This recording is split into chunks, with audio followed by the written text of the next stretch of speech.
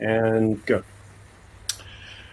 Good afternoon, or good evening, depending on your time zone, and a warm welcome to yet another biography event. I hope everyone is staying safe and wearing masks and reading many biographies. My name is Kai Bird, and I am the director of the Leon Levy Center for Biography, a wholly unique institution hosted by the Graduate Center of the City University of New York, and founded by Shelby White and the Leon Levy Foundation in 2007.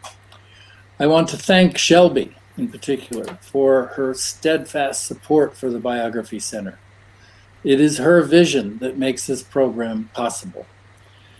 Please note that our next event is coming up very soon on October 6th at 6 p.m. Eastern Standard Time, when Frederick Lagevall of Harvard University will discuss his stunning new biography of John F. Kennedy in conversation with the great historian David Nassau. Please check our Leon Levy website for further details. Tonight, however, we are here to celebrate the Black Spartacus, or rather to celebrate the biographer, Sudhir Hazareesingh, a fellow of the British Academy who has been a fellow and tutor in politics at Oxford for the last 30 years. He comes to us today from Oxford.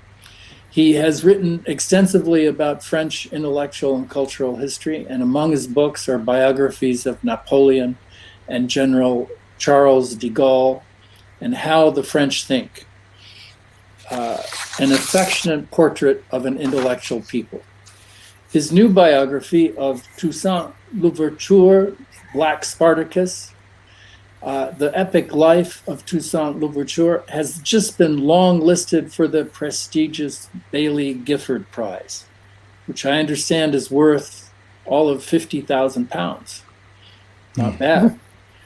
I understand that Sudhir is actually coming to us from Oxford. He will be in conversation with Amy Wilentz, my friend and old comrade from The Nation magazine, where we both worked in the 1980s. Amy Wilentz is the author of Farewell, Fred Voodoo, A Letter from Haiti, published in 2013, The Rainy Season, Haiti Since Duvalier, 1990, Martyrs Crossing, published in 2000, and I Feel Earthquakes More Often Than They Happen, Coming to California in the Age of Schwarzenegger in 2006. She is the winner of the Whiting Writers Award, the 2013 National Book Critics Circle Award, and earlier this year, she was awarded a Guggenheim Fellowship. They will have a conversation for about 40 minutes and then take questions for 10 or 15 minutes. So please click on the question box below on your screen to type in your questions, and Amy will be sure to get to as many questions as she can. We will try to end this program after about 1 hour. Again, thanks to the Leon Levy Foundation for funding this and all our events. And now, Amy, I turn the conversation over to you. Thank you, Kai. Thanks. I'm so happy to be here and in conversation with Sudhir, whose book I admire so much, and whose subject I admire so much. I wanted to begin by asking Sudhir to give a brief description of the Haitian or the Atlantic world of the time of Toussaint Louverture. Not everyone knows it was a kind of a global battleground, a geopolitical game changer at the time for economic and territorial hegemony in the world. At the end of the 17th century and continuing on through the 18th century and the three great revolutions. So I wonder if you could describe a little bit, as you do in the book, Sudhir, the climate and the place where Toussaint grew up. I know some of our listeners and audience will know a good deal about Toussaint, but your descriptions of him were unlike any I had read. So I'd love to hear you talk a little about that to begin with. Thank you very much, Amy. And may I start by thanking Kai and Thad for the very generous invitation. And may I also say, Amy, that I'm very grateful to you for the fabulous review that you wrote of the book. And it's a review that I loved, not only because it said nice things about the book, which an author always likes to hear, but I really thought that you captured the sort of spirit of Toussaint and the spirit of Haiti, and that's why I too am really so looking forward to our conversation. Now, the context in which Toussaint comes into public life in the late 18th century is a very fractious one. The Caribbean and the Atlantic world are racked by revolutionary activity, the American Revolution, the French Revolution, and then in 1791, the revolution of the enslaved people of Saint-Domingue. Saint-Domingue, which is the richest colony that the French possess, and it's referred to by the French sometimes as the Pearl of the Antilles. So you have a lot of revolutionary activity that is taking place in those final 2 decades of the 18th century, and that's one part of the context. The other part, of course, is that there are a great deal of interests at stake. The British are there; they stick their nose in the Caribbean, and they're very keen to not only preserve their interests, which are largely centered around Jamaica, but actually also to prevent the spread of revolutionary activity that might impact on the profitability of their colonies. And last but not least, you have the United States, who are also active in the region. And Toussaint, when he becomes diplomatically active, one of the challenges that he faces is actually having to negotiate and balance off against each other the Spaniards, the French, the British, and the Americans. So that's the kind of broader intellectual, ideological, and material context. And if you like, I can talk a little bit also about the historical context within Saint-Domingue itself, but maybe you were going to come on to that anyway. Well, one of the things I know that you were trying to do with this book, and you do very successfully, is to paint a portrait of the man Toussaint Louverture. In my review, I talk about how Toussaint has been like the object of ideological fights down the centuries among historians, and indeed in Haiti itself. Whether he was good, whether he was bad, whether he was a revolutionary, whether he was a conservative, whether he loved France, whether he loved Haiti. All these questions have been an issue, but you describe him both on the Breda plantation where he grew up and then onward into his revolutionary self as a person. And I think you do a great service to him, and others have done this, tried to do this, but this is like, to me, it was a culmination in the biographies I'd read about Toussaint. Philippe Girard began, you continued.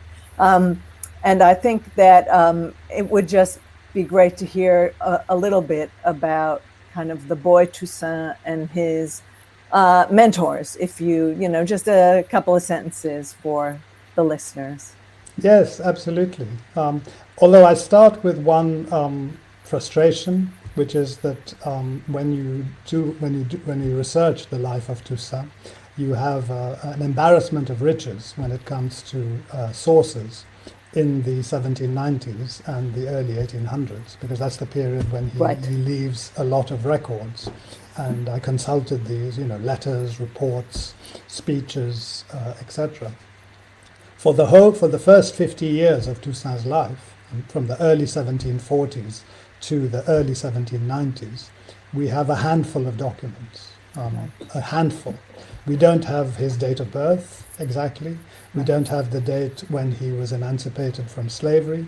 There are these absolutely crucial pieces of information about his life, about which we can only speculate. He's created in mythology. And exactly, those gaps have been filled by oral history, by legend, by mythology. But here are some of the essential facts. We know that he was born sometime in the early 1740s his parents were enslaved and forcibly transported to Saint-Domingue from the kingdom of Alada, which is in Benin in the 21st century. He grew up on this plantation called Breda, which is in the northern plain of Saint-Domingue, which is the most fertile part of the colony, with these huge plantations. And he was known as a kid as Skinny Stick, because he was very thin and wiry. And in fact, his health wasn't very good. And at one point, his parents were genuinely concerned for his health. But he develops into this extraordinary kid, extraordinary both in terms of his physical aptitudes. He becomes this extraordinary horse rider. And in fact, one of the later nicknames for him is the Centaur of the Savannah. Because he just has this extraordinary proficiency in terms of riding. And one of the things that's very, very distinctive about him, and I note this in the biography, is that he's a man who's very close to nature, always. Some of his early years on the Breda plantation he spent as a shepherd, but his father also taught him herbal science, herbal medicine, and he also, I think, although there's no hard evidence to it, but this is where you have to use your intuition, he also, I think, imbibed some of the spirit of the indigenous people of Saint-Domingue, the Taino people, who were very, very close to nature themselves. So this gives him a sense of proximity to nature, which he always talks about in his speeches in the 1790s. And he knew the terrain, the topography of Saint-Domingue like nobody else. You know, he would send his scouts out to map out a particular piece of terrain before a battle or an ambush, and they would come back, and he would then correct them and say, no, you've actually got this wrong, because the crevice that you talked about is a little further, etc. So he had this extraordinary knowledge of the terrain. Now, in terms of the intellectual and cultural influences that shape him, I think there are three, basically. One is the culture of his parents and his ancestors. He is a son of the Alada, and whether it's the medical science, whether it's the royalist ideology, whether it's the military science, there's a lot of stuff that he inherits from his parents. And the language, of course, he speaks fluently, the Fon language. So that's one element. The second element are the various traditions that are emerging in 18th century Saint-Domingue. Catholicism, he's a devout Catholic. The Mahon slave culture. In the mid-18th century, you have this extraordinary figure of François Macandal, who emerges, who leads one of the first uprisings against the slave order. And Toussaint is obviously familiar with that.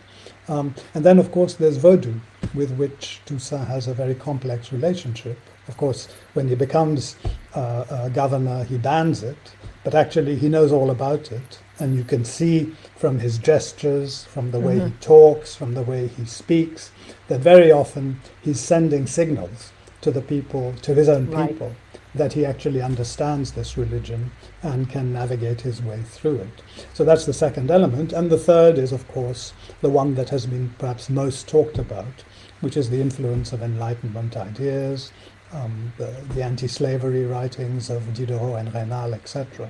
But in a nutshell, and it's a bit more than two sentences, these are some of the influences that transformed Skinny Stick into this great revolutionary figure of the early 1790s. I'm just thinking about Vodou and how you have a description of Toussaint during the revolutionary period, during the fighting, where he's standing in front of his people who are about to fight, and he has a red bandana, which is a symbol of Ogun Ferrai, a voodoo god of war, and he's standing in front of them, and he lifts up a gun and he said, "This is our freedom." I mean, he's appealing to so many things in there. Well, that's what's so wonderful about him, because he's never just doing one thing in as it were political and cultural terms. He's constantly going back and forth. From Africa to the Caribbean, from the Caribbean to Europe, from Europe to Africa. And one really good example of this is, of course, the name Louverture. Now, Toussaint as a slave is, of course, referred to as Toussaint Breda under the Ancien Régime, and it's a name that he has no choice. It's how he's called until 1791.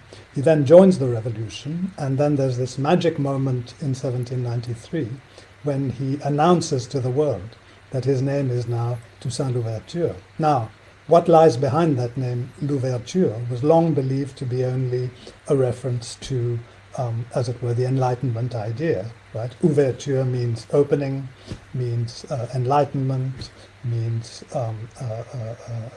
it's a kind of allusion to science, knowledge, all the things that we associate with Europe. However, and you know this as much as I do, Amy, when you start to scratch a little into the history of Vodou, what you know is that there is this spirit called Legba, Papa Legba as he's called, and Legba is the deity who allows people to negotiate the crossroads, their way through the crossroads, so to move from one part of their life to another. And so when Toussaint chooses this word Louverture, he's also signaling that he is very familiar with that cosmology, as it were. And it's an absolutely classic example of how Toussaint can, by one word in this case, address two very, very different audiences. It reminds me how in the old days of the contemporary world, Arafat used to speak to his people in Arabic and then turn and speak to the international media in English and say two absolutely different things. But Toussaint had the gift of saying one word and everybody understood it in all languages in their own way. I think it's so amazing. He was just such the perfect figure for his moment. I wondered if you could tell us a little bit about how you became interested in him. I'm really interested in your biography of Napoleon, followed by a biography of Toussaint, of course, that does happen to fascinate the Haitianist mind.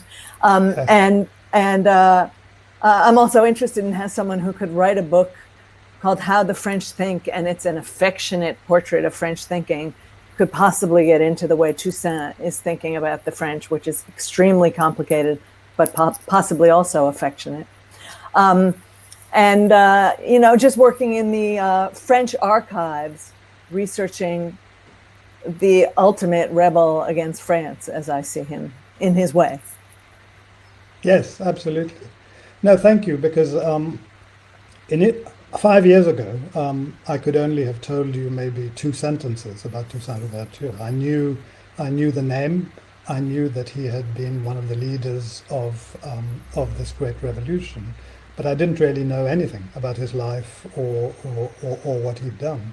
Having said that, I've always been interested in 2 things. One is the history of what you might call the revolutionary tradition in France.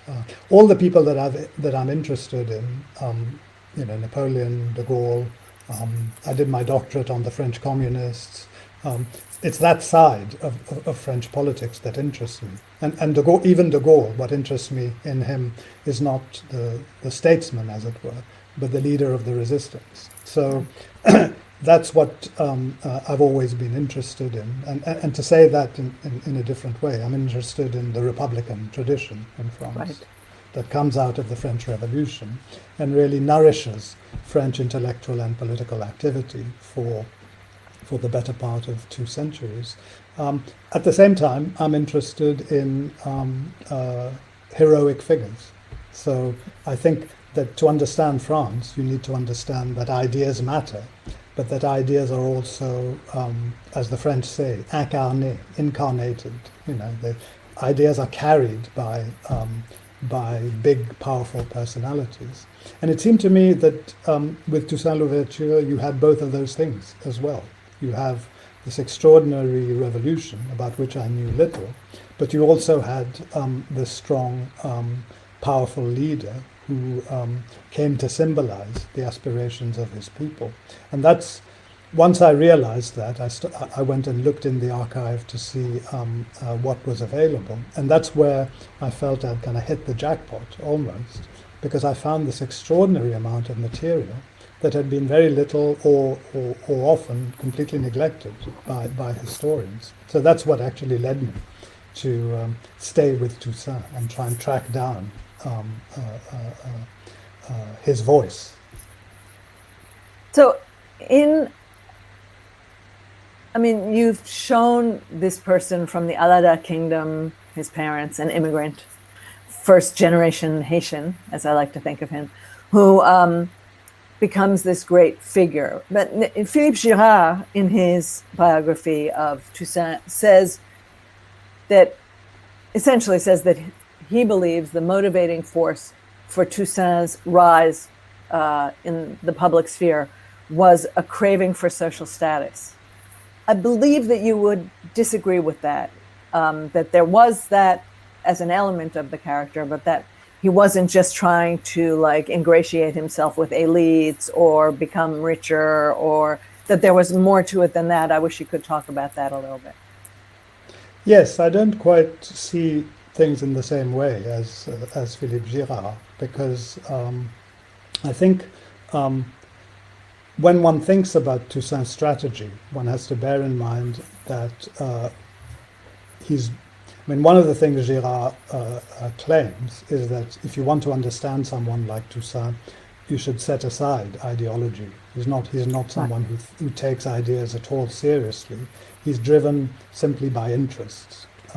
Now, I think it's very difficult once you actually go through the archive of someone like Toussaint and see the sheer volume of material that he produces. And he writes about ideas all the time, even when he's writing a sort of half-page note to a kind of regional commander.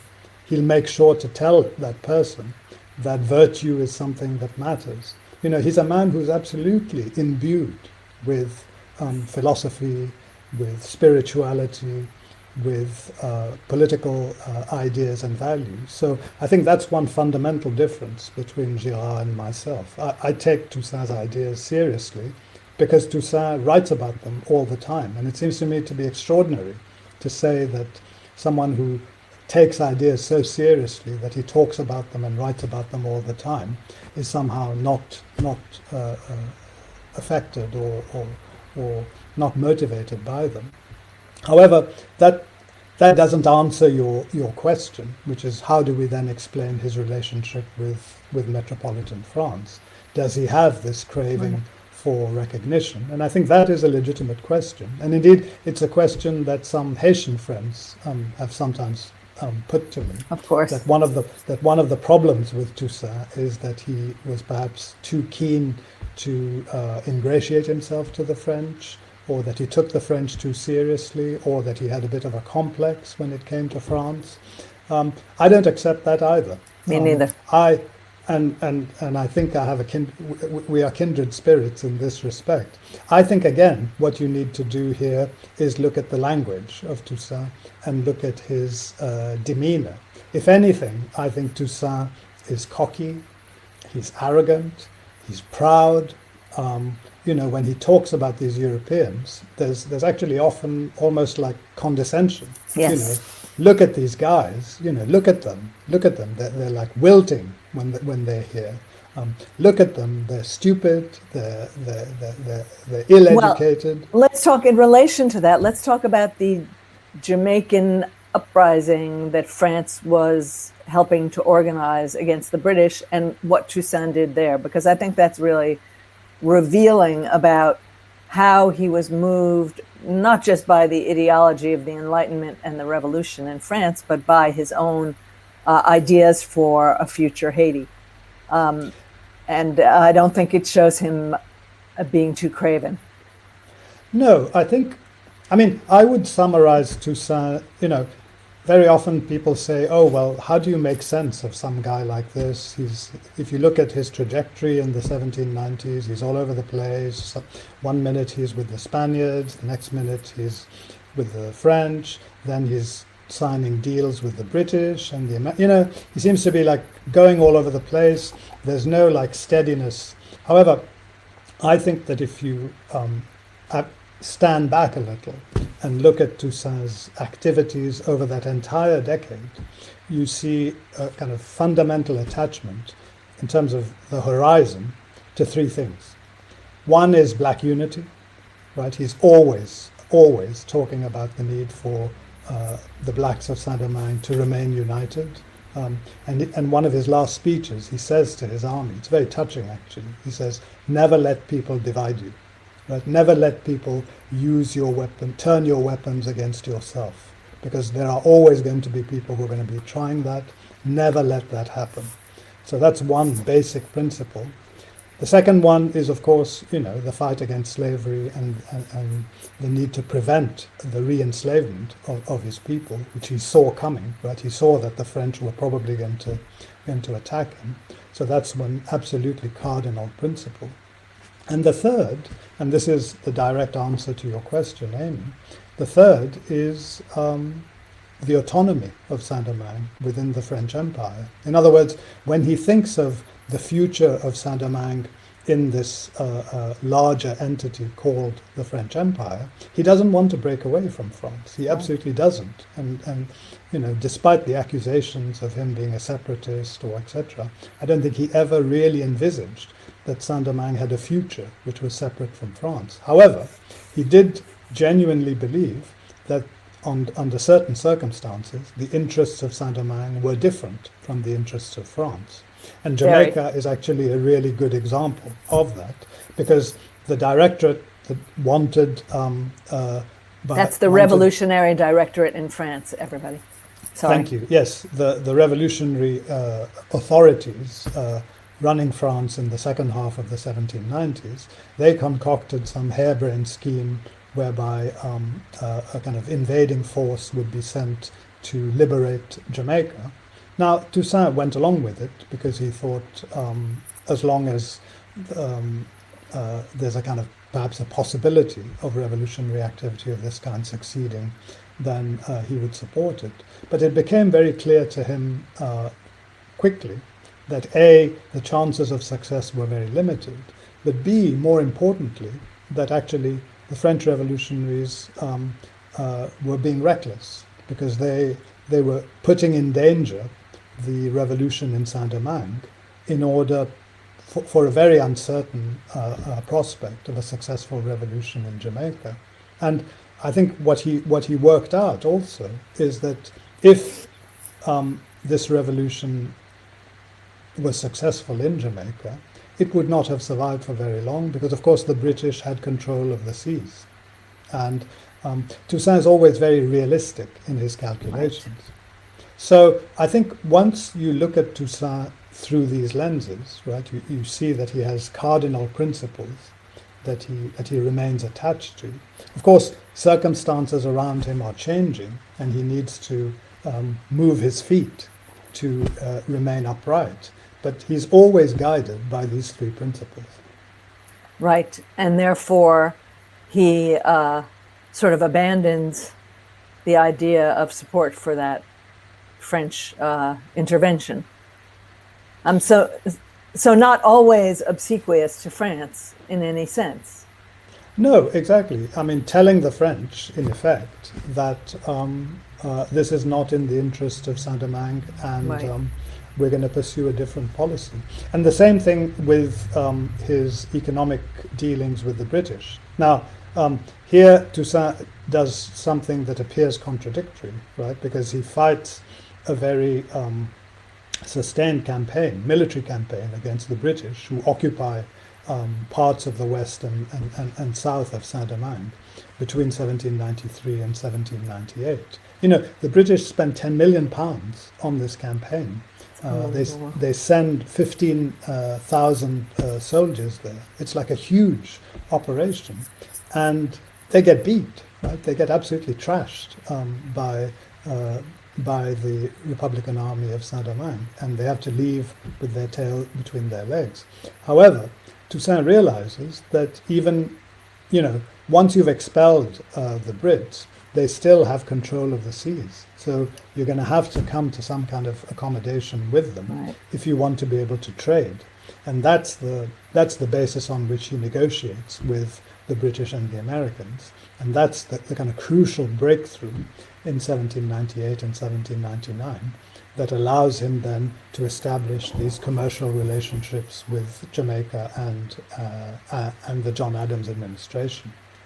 And to be part of the world instead Yes. of being a pariah black republic, which is what Haiti has sort of ended up with Yes, over and the I think- years. Exactly. And I think that if you ask Toussaint, and you see this in some of the letters that he writes to some of the people who are closest to him in 1798 and 1799, because what he effectively says is that, of course, if you ask me, do I want my brothers in Jamaica to be free? My answer is absolutely yes. However, my priority when it comes to what I can do as a leader is to make sure that the interests of the people of Saint-Domingue are defended.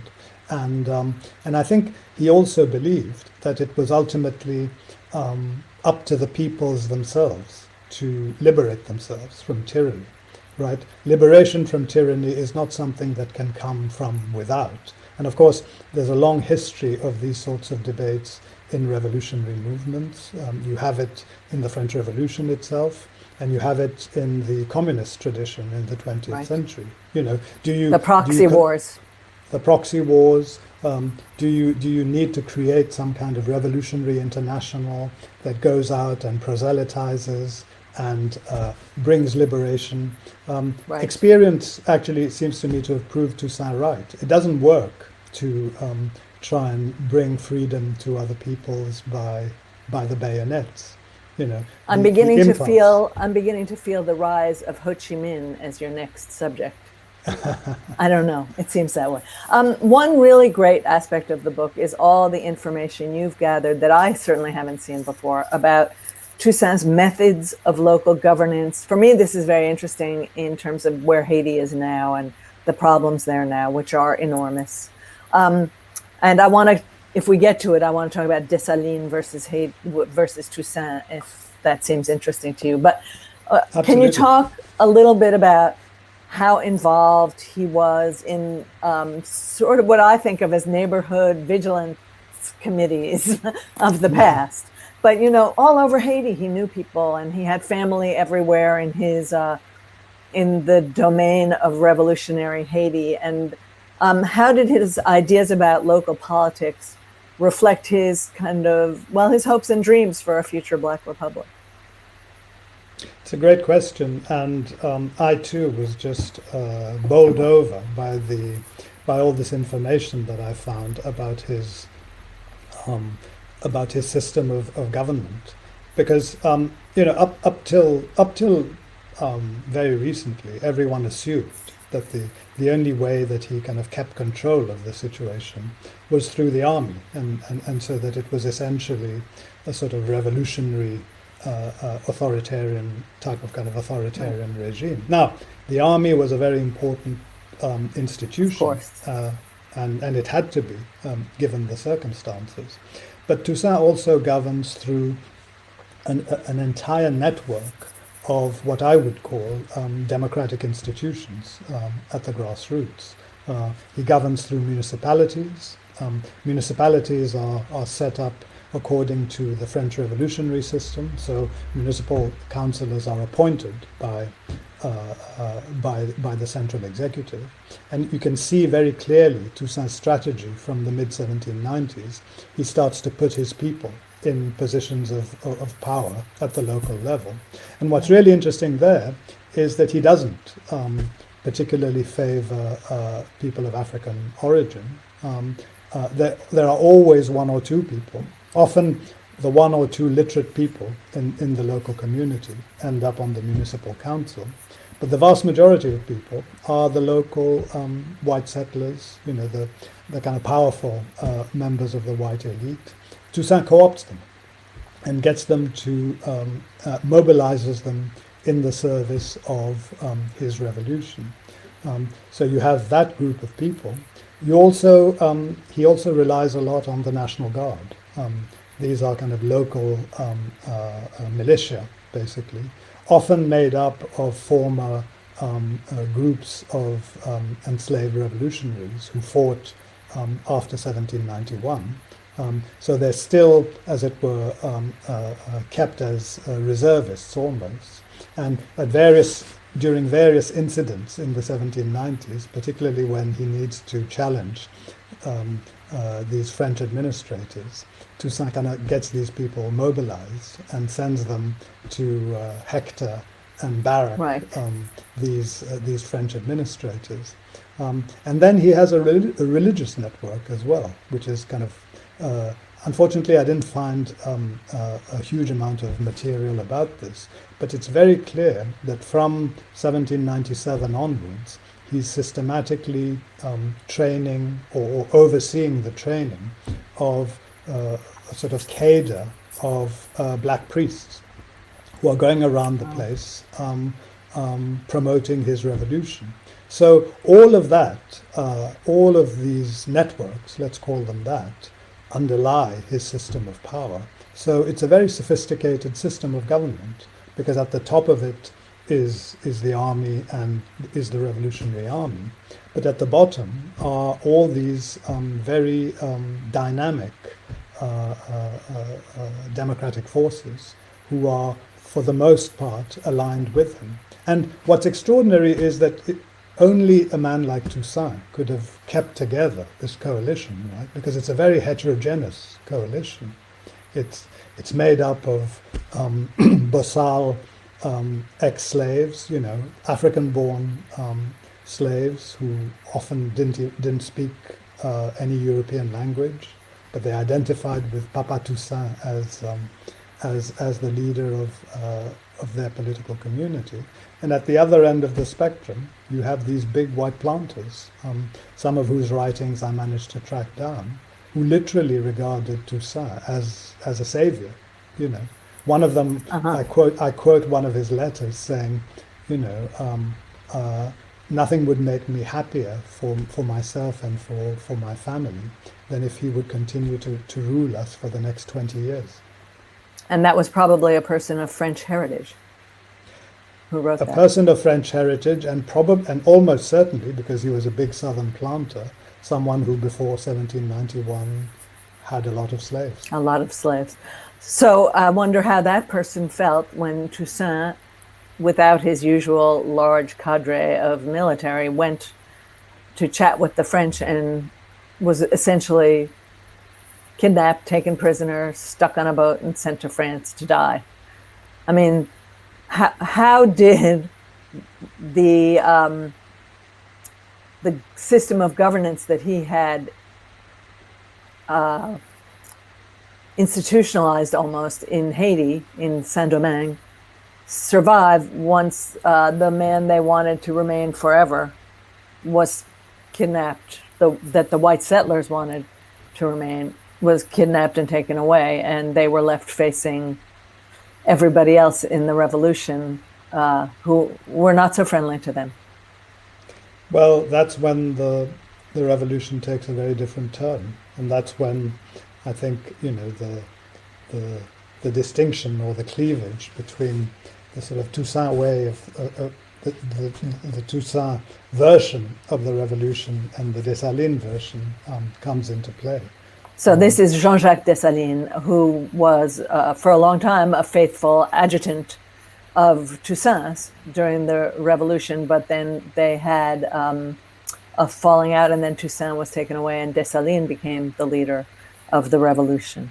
And what would you describe as the difference in their attitudes toward Haiti's future and consolidating the revolutionary successes?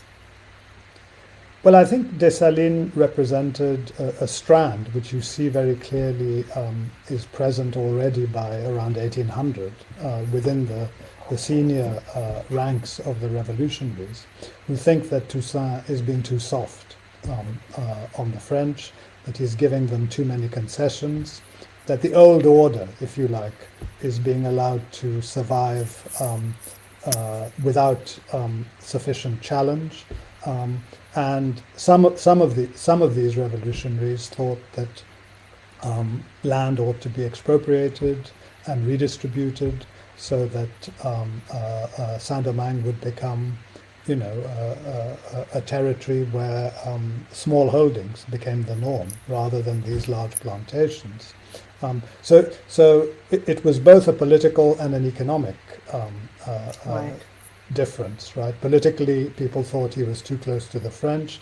Economically, people thought keeping these large estates rather than breaking them up and handing the land over to the peasants was also a mistake. And of course, the question of land reform had political implications and economic implications. Had major political implications, and that, of course, is something that is then dealt with by the post-revolutionary, by successive Haitian presidents after 1804. Although, it's not a history that I know very well, but my understanding is that for the most part, they actually hold on to the Toussaint system. Right? There isn't this fragmentation of the estates. Certainly not to the extent that some of the revolutionaries believed was necessary. But the fundamental... Sorry, go on. Well, and when I got to Haiti, the same question was still being battled over. There were a lot more small landholders, I think, than right after the revolution. And they're called gardens. You had your own garden, but there were tiny plots. So there was no economic advancement to be made on them. But then up in the north, where Toussaint was from, there were large landholders still, and the peasants were fighting them, and there was still the same. Sometimes when I read your book, I felt like, oh, I've been there, I know what that's like, and yeah, that's still happening. Yes, no, absolutely. But on the Toussaint Dessalines relationship, as it were, the only other thing I would add is that I think one shouldn't exaggerate the extent to which they differed, because after all, both of them wanted a Saint-Domingue that was free from external oppression. And once Toussaint realized that the French were coming back, and indeed when they did come back, you read all his proclamations and letters, he is a very strong advocate of an all-out war of resistance. And in fact, what Dessalines implements and executes in 1802, 1803, and 1804, after Toussaint is captured, is basically the schema that Toussaint had imagined, which is retreat into the hinterland, practice a scorched earth policy. Right, by the end of 1801, every sugar plantation has been shut down, and wage a guerrilla warfare, or a war of attrition, until nature takes its course and the French army is decimated. It wasn't rocket science, by the way. It's exactly the same plan that Toussaint followed successfully against the British. Right. So everybody knew, except the idiotic French, that this was actually going to be coming.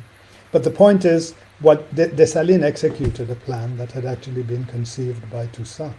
Of course, there were questions of personal ambition that went into their relationship, and that's why, in the end, Dessalines, depending on how you phrase it, either betrayed him or at least looked the other way when the French decided to go for him. But I think that in the bigger picture, that matters much less than the fundamental agreement on the tactics to be pursued in order to regain and retain their sovereignty.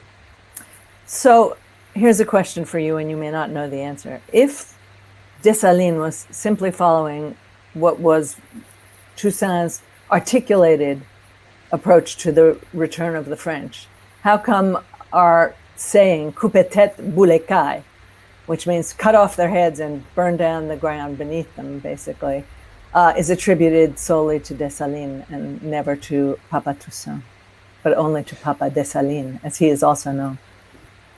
Well, by that point, I think Dessalines, had quite had many many reasons to not trust the white settlers anymore. They had welcomed the invasion. They were 100% behind the Napoleonic force that came in basically to re-enslave Right. the majority of the population. And Dessalines felt that he could not really trust the vast majority of the white settlers. However, I wouldn't necessarily put this in racial terms, because Dessalines did, of course, make a number of exceptions after 1805. The Polish fighters who deserted and went over to the Haitian side, they were men and women who were allowed to stay in Haiti. And of course, as you know, their descendants are still in Haiti to this day. Blue-eyed Haitians. So it's not. It's in Dessalines' mind. I mean, Dessalines is a fascinating character. I mean, I would love to spend a little bit more time studying him. Yes. But in my view, in Dessalines' mind, this isn't about race.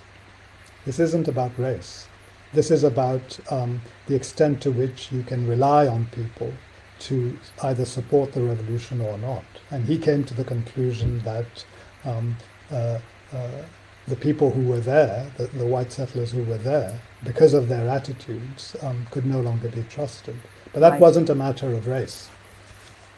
Interesting. Okay, you've listened to us long enough. Now you can, I'll be posing your questions to Sudhir. This one's my favorite, although they're all very interesting. Do you know what Fidel Castro's, and I thought of him a lot during the reading of this book, what were Fidel Castro's reflections on Toussaint's contribution to the Cuban Revolution? What were Fidel Castro's reflections on Toussaint's contribution? Yeah, if he thought about it. Well, I think he does. And I think he does it in two ways. I've just been reading the really wonderful biography of the young Castro. And one of the things you see there is that in his childhood, when he's growing up, on the family estate, as it were, some of the laborers come from the Dominican Republic and from Haiti, and they still have stories about the Haitian Revolution and about Toussaint Louverture. And I think Fidel's first encounter with that revolutionary tradition comes from these stories, these oral narratives that he hears. So I think that's when he first encounters the epic of the Haitian Revolution and Toussaint Louverture. But then I think, to the extent as he starts to educate himself, Fidel, in the history of revolutionary traditions, his education is actually not dominated by Marxist or communist readings. I'm talking about the 1940s and 1950s. Fidel is much more interested in anti-colonial revolutions. And I found this great letter that he wrote shortly after he was imprisoned after the failed attempt to capture the Moncada. He's in prison, and he writes about, he says something, and I quote from memory, that at the time when Napoleon was imitating the Caesars, the soul of Spartacus was born again in Toussaint Louverture, and that was in 1954. And so, and I think he then goes on to say that what he wants to do to Cuba is a revolution of the same magnitude as the one that Toussaint Louverture had carried out in Saint-Domingue. So yes, Toussaint is an inspiration and also a model. And a model of the next really great Atlantic revolution, a model for that revolution. Absolutely. Someone asks, Tiffany asks, can you comment on your approach to developing character, context, and place through your writing and structure of Black Spartacus? So that's a writer's question, a biographer's question too, and I'm interested in it, of course, as a writer. And we have a couple more questions, so can you answer that kind of succinctly? It's a big question. It's a big question, and thank you, Tiffany. I think what I always tried to do was to bring everything back to Toussaint as much as possible. So always make sure that I was aware of the context and the structures that were allowing him or sometimes constraining him to act in particular ways. But at the end of the day, if you're writing a biography, it's about agency. It's about showing how people, through a process of reflection, end up taking decisions and acting in particular ways. So my short answer is stay as close as possible to your subject and always bring things back to him or her, because that is the key to being able to kind of advance and develop a story. So that even when you're telling incredible stories about the men whom the directorate sent to run Haiti while Toussaint was a revolutionary figure, you're always bringing those people who are so great to write about, like Sonthonax, you're always bringing them back to Toussaint, even Yes. though they're eccentric, wonderful characters in their own way. They have to. And absolutely. And one trap that I hope I avoided, and which I feel some biographers of Toussaint sometimes fall into too much, is to use the observations and the records of other people in order to try and get into the mind of your own character. Something doesn't become more authoritative if it's said by someone else and someone else who happens to be French. And this is, I think, one of the real problems with the French literature on Toussaint. They almost never cite him. The sources are always a French bureaucrat or a French administrator, right? If you have your own character writing and speaking and expressing himself or herself, that's the source that should predominate, right? It doesn't necessarily mean that he or she is telling the truth, but even if the person is not telling the truth, you should try and understand why he or she said what he said. Right, it's your the job. Starting point, exactly. The starting point should always be that utterance rather than. And I think for me, one of the things about your book and a couple of other fairly recent Toussaint biographies was to hear his voice for the first time after having read so much about what the French said about him and what the later American occupation of Haiti said about the early Haitian historical figures. You thought that Toussaint never put pen to paper. You never realized that he was writing 5 letters a day, that he wrote them himself, that he had all his people writing them. I mean, this was a prolific producer of words. And for so long, I didn't know that. And I've been working on Haiti for 30 years now, and it really took me a long time to discover his voice, which is such a huge pleasure. Someone else asks, tell us a story about your biographical process. Did you stumble on any treasure troves of new or startling material? Oh gosh, well, where to start? I mean, the archive on Toussaint is so rich and diverse that I just found things. I mean, rather than give you one example, I think the best way to illustrate the richness of it is to do it at multiple levels. He's left us a lot of letters, and of course, letters are a really wonderful source for the biographer because you can get into the intimate side of things. Toussaint doesn't always talk about. I mean, he didn't have much of a family life. So there isn't that much stuff going on. He was very devoted to his 2 sons who were being educated in France. But what you get from the letters are a kind of opening into the way he thinks. And that thought process is something absolutely wonderful to delve into. But there are also some really important documents that I found that really explain, for example, his 1801 constitution, the whole way in which that was put together, the rationale for it, what he was trying to achieve in promulgating it. I've come, thanks to the documents that I found, I was able to come up with what I think is not only an original interpretation, but I think one that actually coheres much more sensibly with the underlying objectives that Toussaint was pursuing. So again, the short answer, I know we're running out of time, is that there was just a wealth of information that the documents produced. And that section on the Constitution, its composition, the politics that went into making it, it's like reading the, when you're a young American, reading about how our Constitution, our Declaration of Independence were written. It's just an amazing thing. And apparently it got Toussaint into a lot of trouble with the French, you know, followed hard upon by his arrest, basically. Yes, it was certainly one of the reasons why the French decided to attack him. But I think there one has to, again, put it back in context.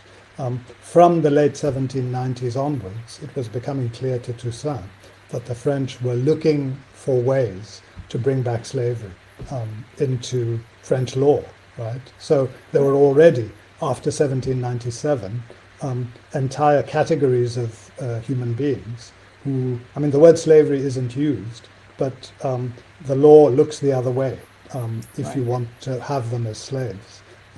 So Toussaint could see the writing on the wall. And the reason why he feels he has to write this constitution and proclaim it is because one of its first articles, of course, says, you know, slavery is abolished here forever. He needed to make the abolition of slavery a constitutional principle so that nobody, no French person could then turn around and say, we're going to come back and get you. So ensconced in law and in the written word, two very important things about Toussaint. One person asked a question that I believe I know the answer to, but I think maybe you could talk about this just for a little bit, and this will be our last question. Have you read Black Jacobins by C.L.R. James? I can only assume, yes, you have. So do you want to talk about the importance of that book a little bit in the understanding of Toussaint and perhaps where you disagreed with it or not?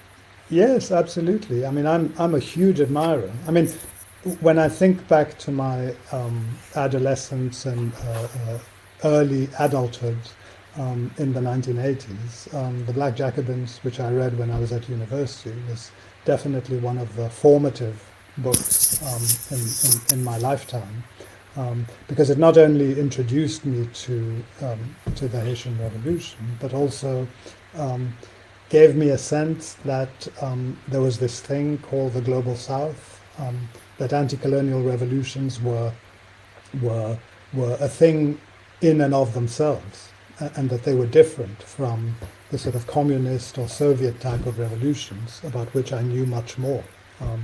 So it was a book that really, and it's just marvelously written. I mean, yes. It's one of the prose is just electrifying. I mean, it makes, you know, it just takes you there. You feel that you're a spectator to this incredible period of social and political transformation. And of course, at the time, I completely agreed with the representation of Toussaint and the Haitian revolutionaries. And the only slight qualification that I would put to it now, and this is what I say in the introduction to the book, is that by calling these revolutionaries Black Jacobins, C.L.R. James is perhaps giving them perhaps slightly too narrow a framing, right? Because these are not just Caribbean French men and women. They have all these other extraordinarily rich and diverse political and religious ideas that are animating them. Ideas from Africa, ideas from the Caribbean, political ideas, spiritual ideas. So there's just so much more going on with this revolution. And yet, your title echoes his title. That's true. That's true. I think that's a fair point. And citing a figure in Western history, also. I mean, you Yes. might not see him that way, but he is. No, I hold my hand up there. I think it's fair. I think what's happening there, it was partly a matter of how do you, because the French version of the book is just called Toussaint Louverture, because in France, people know who he is.